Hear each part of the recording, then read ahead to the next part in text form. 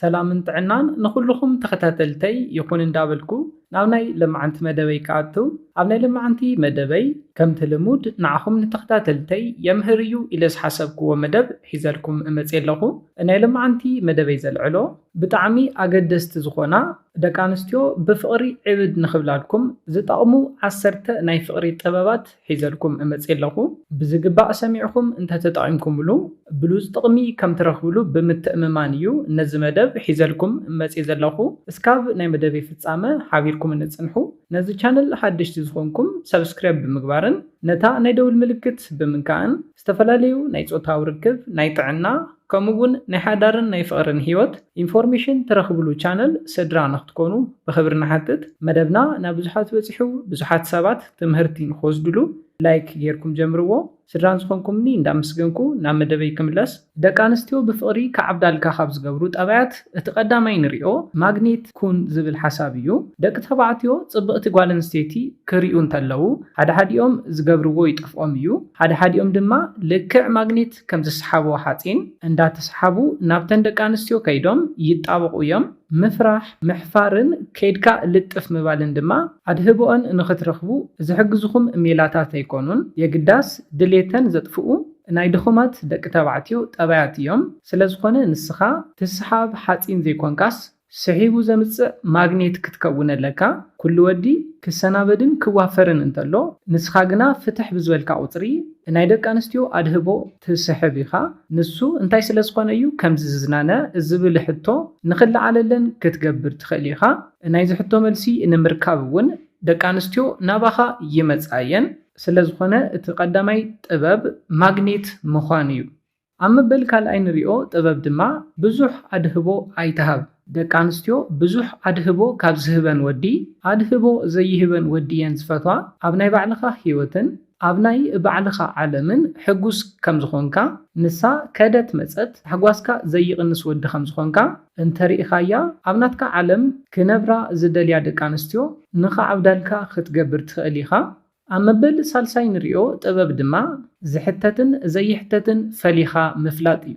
ምስ ጓል ኣንስተይቲ ክትፋለጥ እንተለኻ ንትገብሮን ንትዘረቦን ኩሉ ነገር ክትጥንቀቕ ኣለካ። ምክንያቱ እንታይ እዩ ደቂ ኣንስትዮ ኣብ ኣእምሮአን ቀዲሙ ዝመፀን ክትፋለጡ እንተለኹም ዝገበርካዮን ዝተዛረብካዮን ስለ ዝኾነ ብብሉፅ መንገዲ እንተተፋሊጥካየን ብሉፅ ነገር ኣብ ኣእምሮአን ይሰኣል እዩ። ድኽም ዝበለ መንገዲ እንተተፋሊጥካየን ድማ ብሕማቕ ስእሊ ዝሕዛኻ ስለ ዝኾነ ምስ ደቂ ኣንስትዮ ክትፋለጥ እንተለኻ ክትገብሮ ዘለካን ክትገብሮ ዘይብልካን ፈሊኻ ክትፈልጥ ኣለካ። ክትሓቶ ዘለካን ክትሓቶ ዘይብልካን እውን ከምኡ። ንኣብነት ብፍጹም ክትሓቶም ዘይብልካ ነገር ከመይ ዓይነት ወዲ ደስ ይብለኪ? ኣነ ንስኽ ከም ትደልዮ ዓይነት ወዲ ድየ? ዓርኬለክዶ? ዝኣመሰሉ ሕቶታት ፈፂምካ ክትሓታ የብልካን። እዞም ሕቶታት ኣብኣ ልዑል መጠን ድሌት ከም ዘለካን ኮንፊደንስ ዘይብልካ ንባዕልኻ ዘለካ ኣረኣያ ድማ ዝወረደ ከም ዝኾነ ዝሕብሩ ስለ ዝኾኑ ነዚ እውን ክትገብር የብልካን። ንዓርስኻ ሓፂን ዘይኮነስ ማግኔት ደላይ ዘይኮነስ ተደላይ ኮይንካ ክትረኣይ ኣለካ። ኣብ መበል ራብዓይ ንሪኦ ጥበብ ድማ እምኒ ዘይኮነስ ኣልማዝ ኩን። ኣልማዝን ወርቅን ናይ እምኒ ዘርኢ እዮም። ኮይኑ ግና ብቐሊሉ ኣብ ዝኾነ ቦታ ስለ ዘይርከቡ ክባራትን ገይፂ ንክኾኑን ዝገብሮም እዩ። እምኒ ግና ፈቐዲኡ ብቐሊሉ ስለ ዝርከብ ናይ ወርቅን ናይ ኣልማዝን ዝኣክል ክብሪ ክረክብ ኣይከኣለን። ኣብ ዙርያ ትደልያ ጓል ኣንስተይቲ ዘይትጠፍእ እንተኮይንካ ንዓኻ ዝተፈለየ ክብርን ድሌትን ኣይህልዋን። ልክዕ ከም ኣልማዝ እንተኮይንካ ግና ኩለን ናይ ባዕለን ክገብራኻ ክጋየፃልካ እውን ድሌት የሕድርኣየን። ምንፋቕ ኣብ ልበን ፍቕሪ ይዘርኢ እዩ። ስለ ዝኾነ ተናፋቕኹን ብናፍቆት ትረኣይ ብናፍቆት ትስማዕ ወይ ድማ ሓሓሊፍካ ትድውል እንተኮይንካ ዝበለፀ ተደላይ ይገብረካ እዩ። ኣብ መበል ሓምሻይ ንሪኦ ጥበብ ድማ ካብ ልክዑ ዝሓለፈ ኣድናቓይ ክትከውን የብልካን። ሓቂ እዩ ደቂ ኣንስትዮ ክድነቓ ይደልያ እየን። ኮይኑ ግና እንተብዚሕካለን ናብ ኩርዓት ንክኸይድ ይገብር እዩ። ስለ ዝኾነ ካብ ልክዑ ዝሓለፈ ምድናቕ ብተመሳሳሊ ድማ ብበዝሒ ጊፍት ክተጨናንቓ እውን ኣይግባእን። ኣብዝሓ ደቂ ተባዕትዮ ከም ዝገብርዎ ኣብ መልክዐን ኣድህቦ ካብ ምሃብ ኣብ ፍልጠተን ስርሐን ከምኡውን ጠባየን ኣድህቦ ሂብካ እንተተድንቐን ዝበለፀ ይምረፅ እዩ። ሓንቲ ጓል ኣንስተይቲ ብበዝሒ ካብ ተድንቓ ንኣብነት ብሕልመይ ርኤክ እኮ ዝብል ፀዋታ ቅልል ኣቢልካ እንተትነግራ ዝበለፀ ትሕጎስ እያ። ፍልይ ዝበለን ዝተመጠነን ናይ ምድናቕ ስታይል ተኽተል እንተኮይንካ ዝበለፀ ንዓኻ ንኽትሰምዕ ናይ ምድላይ ድሌት ተምፅእ እያ። ኣብ መበል ሻድሻይ ንሪኦ ጥበብ ድማ ንኽሓስባኻ ግበረን። ደቂ ኣንስትዮ ንኽዓብዳልካ እንተደሊኻ ፈለማ ንክሓስባኻ ክትገብር ኣለካ።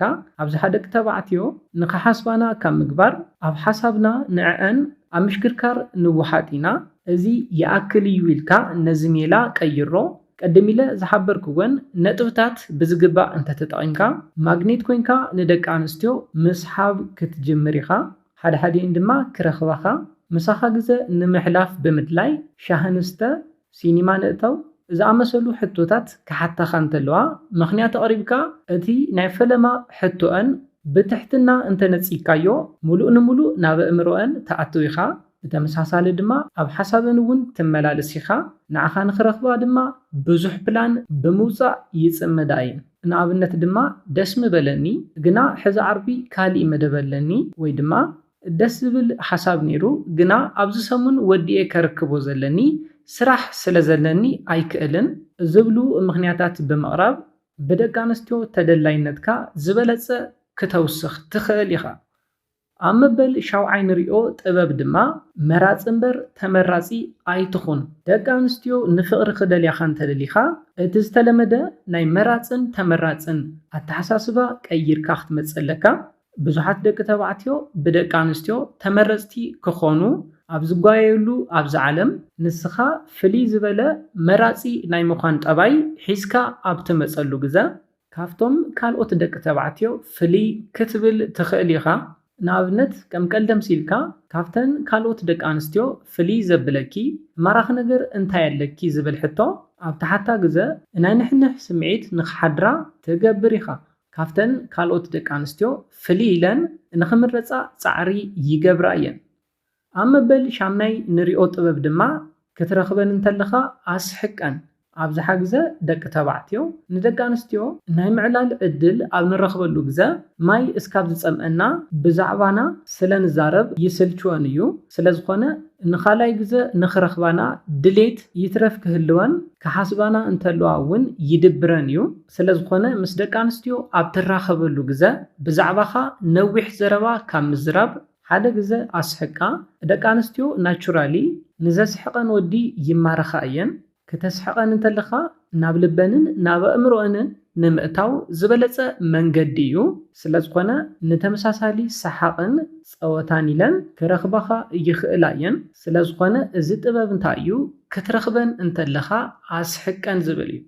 ኣብ መበል ታሽዓይ ንሪኦ ጥበብ ድማ ጥይት ኣይተባኽን ዝብል ሓሳብ እዩ። ንዓርስኻ ዝተገለፀ መፅሓፍ ጌርካ ከም ዝደለይኦ ንኸንብባኻ ኣይትግበር። ንሽምካ ንምፍላጥ ብዛዕባኻ ንምዕላል ኣይትህፀፅ። ብዛዕባኻ ንምዕላል ኣብ ዘይተሃፀሉ ርግእ ኣብ ትብለሉ ግዜ ብዛዕባኻ ንምፍላጥ ዘለወን ድሌት ይውስኽ እዩ። ንሽምካ ድማ ክጥይቓኻ እንተለዋ ጥራሕ ንገረን።